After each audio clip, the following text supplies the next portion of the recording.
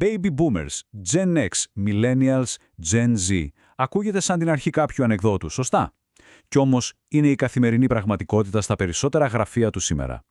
4 εντελώς διαφορετικοί κόσμοι κάτω από την ίδια επαγγελματική στέγη. Πώς γίνεται λοιπόν να συνυπάρξουν όλοι αυτοί? Και γιατί μία γενιά θεωρεί την άλλη τεμπέλικη ή ξεπερασμένη ή ακόμα και παράλογη? Ας προσπαθήσουμε να αποκωδικοποιήσουμε αυτόν τον χάρτη των γενναίων για να καταλάβουμε τι πραγματικά παίζει όταν αυτοί οι κόσμοι συγκρούονται ή, ακόμα καλύτερα, συνεργάζονται. Το μεγάλο ερώτημα είναι γιατί. Γιατί υπάρχουν αυτές οι διαφορές? Η εύκολη απάντηση θα ήταν η ηλικία, αλλά είναι λάθος. Η αλήθεια είναι πολύ πιο συναρπαστική. Κάθε γενιά είναι στην ουσία το προϊόν της εποχής της, των ιστορικών γεγονότων, της οικονομίας, της τεχνολογίας που είχε στα χέρια της. Ας κάνουμε λοιπόν ένα γρήγορο ταξίδι στον χρόνο για να δούμε πώς πλάστηκε η καθεμία. Εδώ, σε αυτό το χρονολόγιο, βλέπουμε την αλυσίδα της εξέλιξης. Ξεκινάμε με τους baby boomers, τους αρχιτέκτονες του μεταπολεμικού εταιρικού κόσμου. Ακολουθεί η Gen X, η πρώτη γενιά που τόλμησε να ψιφυρίσει μια αμφισβήτηση. Μετά έρχονται οι Millennials και οι Gen Z που δεν ψιφυρίζουν, αλλά ξαναγράφουν τους κανόνες από την αρχή. Και στο βάθος βλέπουμε τη Gen Alpha που έρχεται από ένα μέλλον που ίσα-ίσα αρχίζουμε να φανταζόμαστε. Ας πιάσουμε όμως το νήμα από την αρχή. Πρώτη στάση λοιπόν, οι Baby Boomers. Είναι η γενιά που γεννήθηκε μέσα στην αισιοδοξία που ακολούθησε τον πόλεμο. Αυτοί έχτισαν τις μεγάλες εταιρείες και βασικά όρισαν την έννοια της καριέρας όπως την ξέραμε για δεκαετίες. Για αυτούς η δουλειά δεν ήταν απλά μια δουλειά, ήταν η ταυτότητά τους. Αυτό το σύνθημα τα λέει όλα. Συνοψίζει ολόκληρη την κοσμοθεωρία τους. Η πορεία ήταν σχεδόν προδιαγεγραμμένη και κυρίως ασφαλής. Βρίσκεις μια καλή εταιρεία, της αφιερώνεσαι ψυχήτε και σώματι, ανεβαίνεις αργά και σταθερά τα σκαλιά της ιεραρχίας και στο τέλος εξασφαλίζεις το μέλλον σου με μια καλή σύνταξη. Μια απόλυτα γραμμική πορεία που υποσχόταν σταθερότητα. Αυτό που είναι πραγματικά ενδιαφέρον εδώ είναι η αντίθεση. Στα χαρακτηριστικά βλέπουμε λέξεις όπως πίστη, αποδοχή ιεραρχίας, η δουλειά ως ταυτότητα. Και τι τους ενοχλεί? Οτιδήποτε απειλεί αυτό το οικοδόμημα. Η αμφισβήτηση από έναν νέοτερο δεν είναι απλά μια διαφωνία. Είναι μια επίθεση στις θεμελιώδεις αρχές τους. Η χαλαρότητα είναι αδιανόητη. Και εδώ ακριβώς κρύβεται το παράδοξο.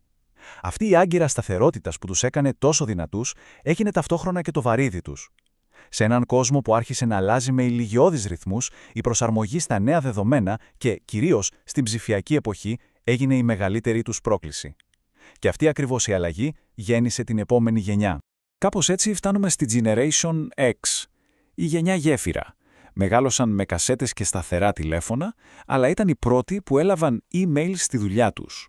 Είναι αυτή η σιωπηλή, η συχνά παραμελημένη δύναμη που έμαθε να επιβιώνει ανάμεσα σε δύο κόσμους, τον αναλογικό και τον ψηφιακό. Και εδώ βλέπουμε την πρώτη ουσιαστική ρογμή στο μοντέλο των boomers. Η Gen X είδε τους γονείς της να θυσιάζουν τα πάντα για την καριέρα και έθεσε ένα νέο, σχεδόν ριζοσπαστικό αίτημα, την ισορροπία. Ναι, δουλεύουμε σκληρά, αλλά όχι. Η δουλειά δεν είναι το παν. Η ζωή έξω από το γραφείο απέκτησε ξαφνικά τεράστια αξία. Είναι οι πρακτικοί και αυτόνομοι παίκτες του γραφείου. Δώσε τους έναν στόχο και άφησε τους να βρουν τον δρόμο. Γι' αυτό ακριβώς ο χειρότερος εφιάλτης τους είναι η μικροδιαχείριση. Το να έχεις κάποιον πάνω από το κεφάλι σου να ελέγχει την κάθε σου κίνηση είναι απλά σφιχτικό για την Gen X που έμαθε να λειτουργεί ανεξάρτητα. Και αυτή η φράση αποτυπώνει τέλεια τον ρόλο τους. Δεν κάνουν θόρυβο, δεν ζητούν συνεχώς επιβεβαίωση, απλώς κάνουν τη δουλειά. Είναι οι μηχανικοί που κρατούν όλο το σύστημα σε λειτουργία. Η απουσία τους γίνεται αισθητή μόνο όταν είναι πια πολύ αργά. Και μετά ήρθαν οι Millennials. Μεγάλωσαν στην αυγή του ίντερνετ, αλλά μπήκαν στην αγορά εργασίας μέσα σε οικονομικές κρίσεις και τρομερή αβεβαιότητα. Ίσως γι' αυτό άλλαξαν τελείως τους κανόνες του παιχνιδιού, ζητώντας κάτι πολύ παραπάνω από τη δουλειά τους. Νόημα. Το σύνθημα αυτό είναι η σημαία τους. Για έναν Millennial, ένας καλός μισθός από μόνος του δεν αρκεί. Θέλει να νιώθει ότι η δουλειά του έχει κάποιο αντίκτυπο, ότι ευθυγραμμίζεται με τις προσωπικές του αξίες. Ψάχνουν μανιωδώς για ένα γιατί πίσω από αυτό που κάνουν καθημερινά. Δύο πράγματα ξεχωρίζουν εδώ και είναι κρίσιμα. Πρώτον, η ανάγκη για συχνό feedback. Μεγάλωσαν σε έναν κόσμο άμεσης ανταπόκρισης, like, share, comment και το περιμένουν και στη δουλειά τους. Δεύτερον, η απόλυτη απέχθειά τους για τη φράση «έτσι τα βρήκαμε». Αυτή η φράση συμβολίζει τη στασιμότητα, δηλαδή ακριβώς αυτό που απεχθάνονται. Αυτή είναι η διπλή όψη του νομίσματος με τους millennials. Δεν έχουν την τυφλή πίστη των boomers σε έναν εργοδότη. Αν νιώσουν ότι δεν εξελίσσονται ή ότι η δουλειά τους είναι κενή νοήματος, θα ψάξουν αμέσως την επόμενη ευκαιρία. Αν όμως πιστέψουν σε έναν σκοπό, τότε γίνονται οι πιο παθιασμένοι υποστηρικτές του. Και φτάνουμε στο σήμερα, στη Generation Z.